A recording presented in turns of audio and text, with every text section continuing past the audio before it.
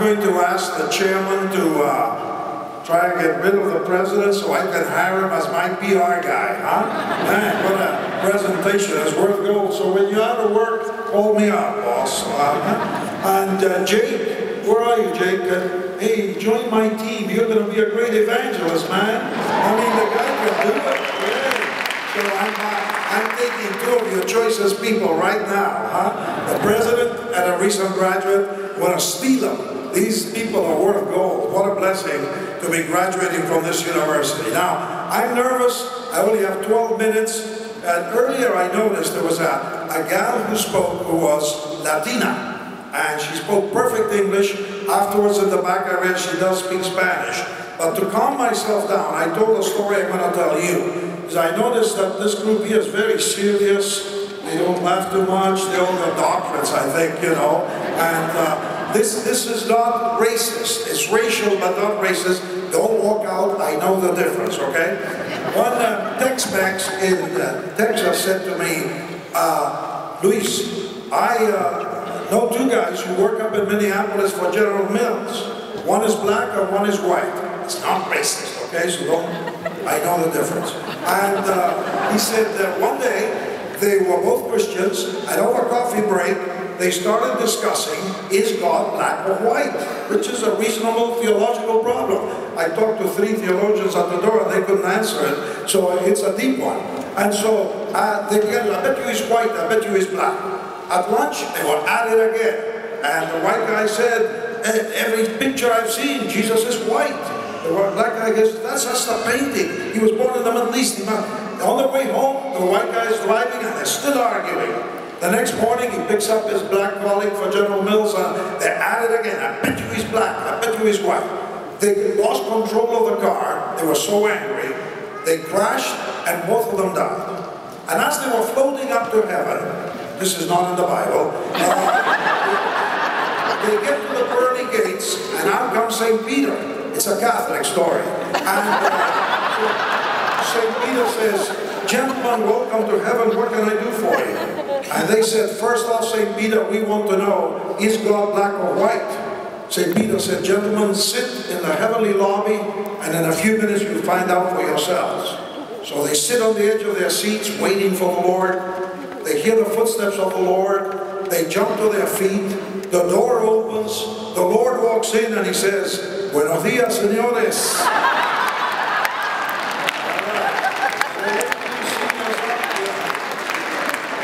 I told that one to wake up the person to my left. He's a good friend of mine, a graduate of this university in 1954, which is the year that your president was born. So he's an old guy. I know he can't hear me, so I can joke on it.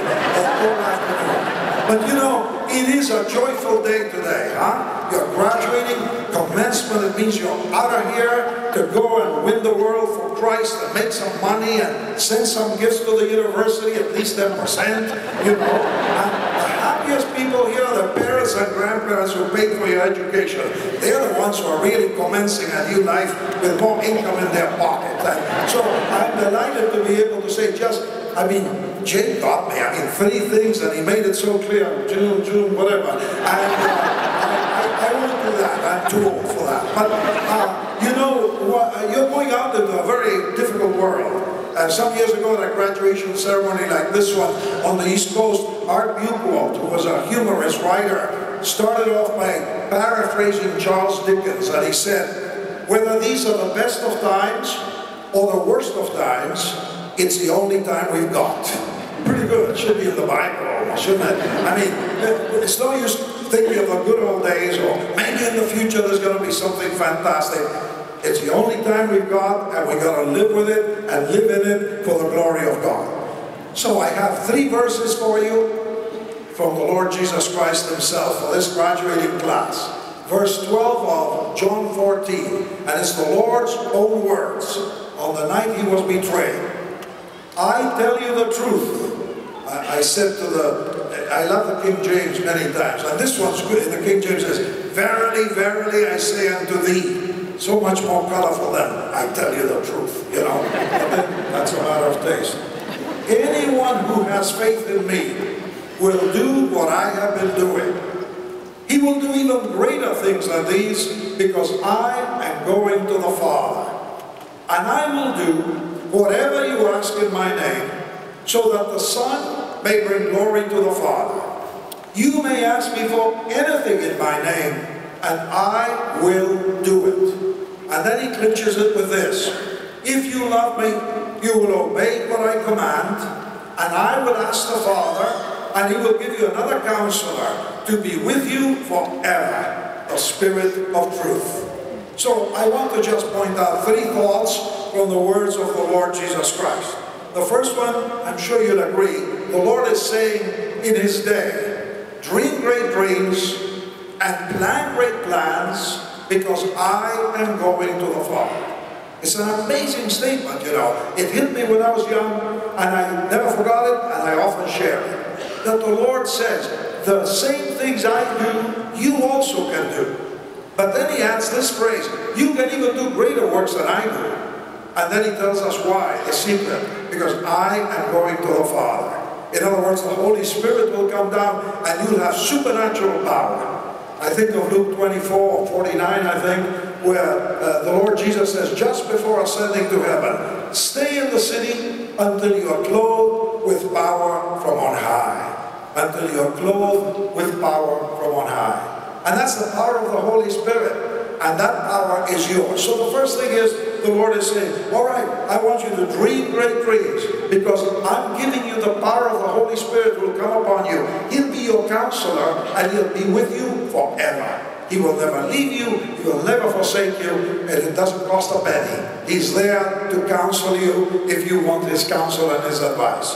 The first thing, I think you need to dream great dreams for the glory of God. You know, it was said well by the previous speaker, that the glory of God is our dream, that all of our life be glorifying God, loving him and loving our neighbor as ourselves, because the glory of God is what we're all about in the end, and we want to glorify our Father. Also, dream great dreams of success in the careers you've chosen. It's a great variety of graduates that we have here. What an exciting thing to realize, whatever career the Lord has given you, be successful to the glory of God, and let God give you blessing and use you in a great way for people all around you, wherever he takes you. Thirdly, dream great dreams of a cheerful family life. I think we as believers have a right to trust the Lord. So be careful who you select to marry, you young ones. The group here looks, most of them look married, but behind them, some of them still have that youthful smile, and they look like they've had it, the rest of them.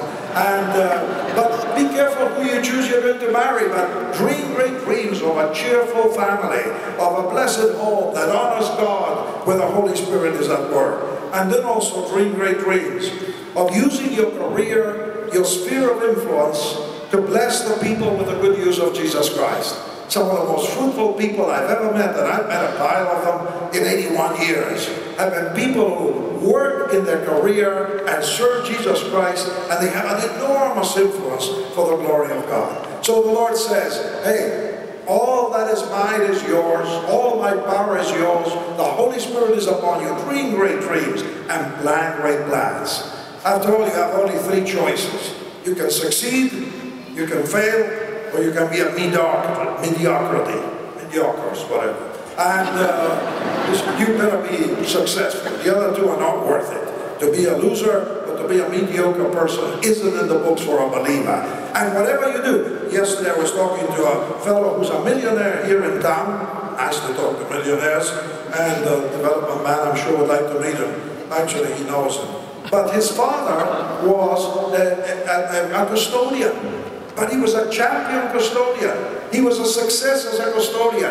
And he sent his kids all to college, or helped them to be successful business people. Success doesn't mean that you're necessarily the most famous or most highly educated person. Henrietta Mears of California used to say, success is anything that is pleasing to him. It's a great statement and a great definition. The second thing you notice Jesus says here, he says, pray great prayers. One of the great gifts that the Lord has given us is to think that we can actually pray and the Lord will answer our prayers. And there's one reason he gives repeatedly. In John 15, you remember, he says, I have given you my words so that your joy may be complete. And in John 16 he says, until now you have asked for nothing in my name. Ask and you will receive, so that your joy may be complete. And don't wait for some crisis. I'm sure most of you already are prayerful people, but write down the day you requested. Write down the day the Lord answers. I think one of the greatest joys of the Christian life is that God loves to answer prayer, and He does it. And one of His goals is our joy, that your joy may be complete. He wants you happy, knowing how to pray. One African brother said to me, Luis, the Lord answers all God's prayers, because I've been teaching what it says here, that God, if it brings glory to the Father, the Lord will answer the prayer. And this African brother said to me, Luis, in Africa we say God answers prayer 4 times, 4 ways. First, he says, yes, I thought you'd never ask. Second, he says, no, I love you too much.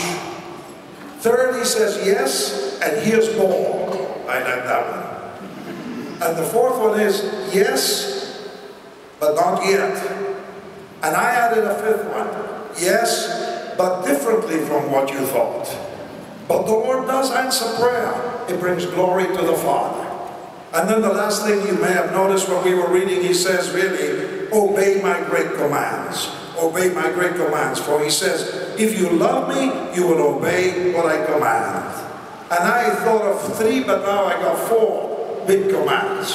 One, as we were singing a hymn, it brought it to my mind. The first one is, love one another as I have loved you. Command number 1. The second big one is, be holy because I am holy, says the Lord. The third one that I thought about from Scripture is, go into all the world and share the good news and make disciples. And then the fourth one that I added on the platform, wait for His Son from heaven. Wait for His Son from heaven. 1 Thessalonians chapter 1.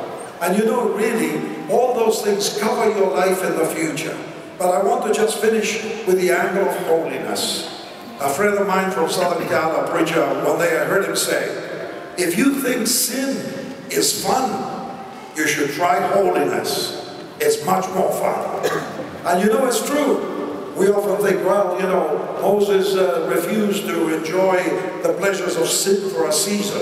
And sin does have its pleasure, otherwise people wouldn't be doing it. But the Lord says to John MacArthur, that's what it is, I shouldn't have said it, but I said it. He's the one who said, you should try holiness. But there was one Scottish young preacher that I never met, because he died in the 1800s, and although I'm old, I'm not that old. And he made a tremendous statement. His name was Robert Murray McCheyne, a fellow I want to see in heaven for sure. I want to make an appointment with him. They said he was one of the most holy young men preachers in Scotland in the 1800s. There's a book written about him. And they said that when he would step up to the pulpit in his church in Scotland, even big Scottish farmers who are not crybabies by nature would just watch him and start breaking down crying, just when he stood there without even having started to read the Word of God. But that when he read it, there was a power to it. And one day he wrote a letter to a fellow who had written to him, and he said these words, according to your holiness, so shall be your success. Mr. Edwards, a holy man is an awesome weapon in the hand of God. And I thought I'd finish with that, to be reminded that holiness befits the house of the Lord. Be holy because I am holy, said the Lord. Not because it's good for you, though it is, but because I am holy. So, a holy person is an awesome weapon in the hand of God. May God give you such a joy and such a life that if we meet here 50 years from now and you stood up to speak, you'll be able to say, yes, I dreamt great dreams for the glory of God and great things have happened. I prayed good prayers and the Lord has answered and I'm filled with joy in Jesus Christ. And I have obeyed His great commands and I'm so grateful that it's so. So, let the program begin and the Lord bless you.